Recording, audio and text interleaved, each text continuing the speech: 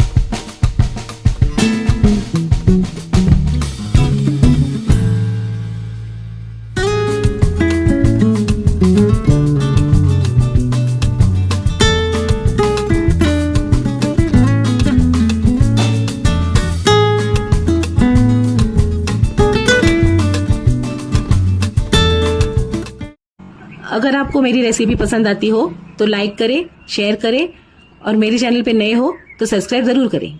Thanks for watching.